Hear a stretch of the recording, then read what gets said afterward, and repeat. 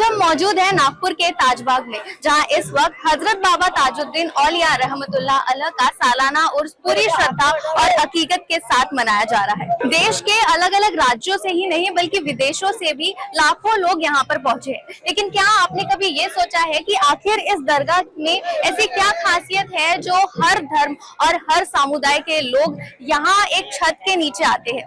आखिर कौन है हजरत बाबा ताजुद्दीन औलिया, उनकी जिंदगी, उनका पैगाम और नागपुर के ताजबाग का इतिहास क्या है?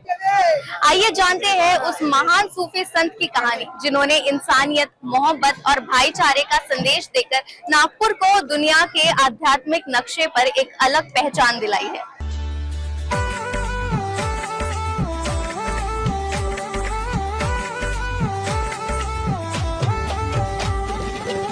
अल्लाह अल्लाह कितनी हंसी है, अल्लाह अल्लाह कितनी हंसी है, अल्लाह अल्लाह कितनी हंसी है, रौनक इस दरबार की। नागपुर की एक ऐसी जगह जहाँ धर्म से पहले इंसानियत की पहचान होती है, जहाँ लाखों लोग सिर्फ दुआ मांगने नहीं बल्कि सुकून पाने आते हैं। हम बात कर रहे हैं ताजबाग में लगने वाले हजरत बाबा ताजुद्दीन औलिया। भारत के महान सूफी संतों में से एक माने जाते हैं। उनका जन्म 1861 में हुआ। बचपन में ही माता पिता का साया उठ गया, लेकिन कम उम्र में ही उनमें आध्यात्मिक झुकाव दिखने लगा। उन्होंने कुछ समय ब्रिटिश भारतीय सेना में सेवा भी की, लेकिन बाद में सांसारिक जीवन छोड़कर ईश्वर की इबादत और मानव सेवा का मार्ग अपनाया। उनके जीवन से जुड़ी कई घटनाओं को लोग करामत के रूप में याद करते हैं।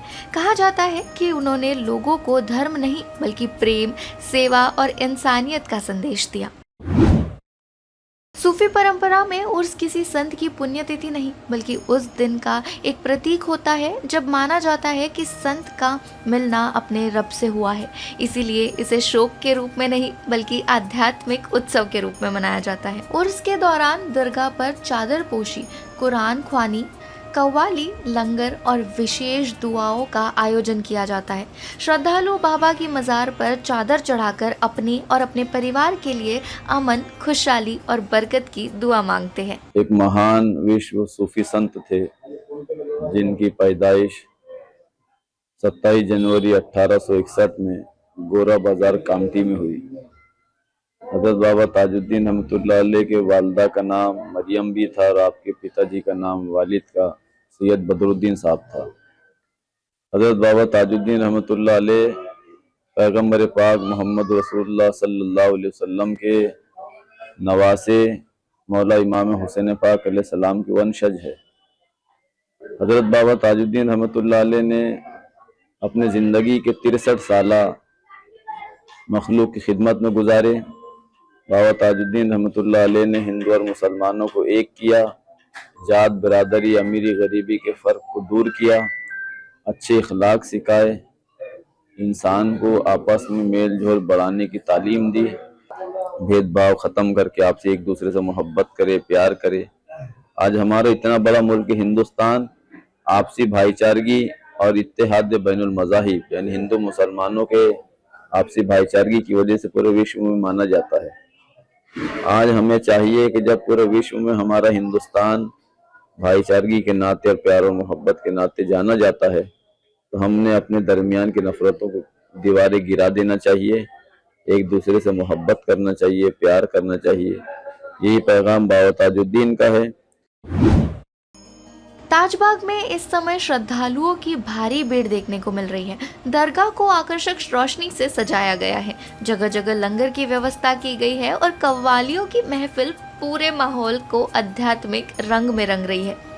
प्रशासन की ओर से सुरक्षा और यातायात में भी विशेष इंतजाम किया गया है ताकि श्रद्धालुओं को किसी तरह की परेशानी ना हो। So number of times highly, just like Mahatma Gandhi and other political issues from other countries, the many things they have come here for taking the blessings.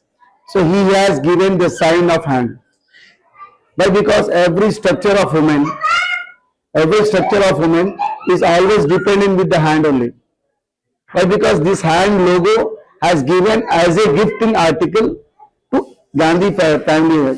He said, you go and keep my hand, then you are going to win the India getting independent. See, he is a truly lovely person. Till now I never find like him. See, you know, in this 104, Sandal Mubarak, with the all are get together and taking the judgments and serving here. But one thing I want to ask you to all the, thanks to media, who is always helping me. But one thing, here, every religion, every cultural, everything, he loves Baba Tajuddin. Tajbagh में उमड़ी ये भीड़ इस बात का प्रमाण है कि हज़रत बाबा ताजुद्दीन औलिया की शिक्षाएं आज भी लोगों के दिल में जिंदा है। उनकी दरगाह आज भी प्रेम, सेवा और इंसानियत का संदेश देती है।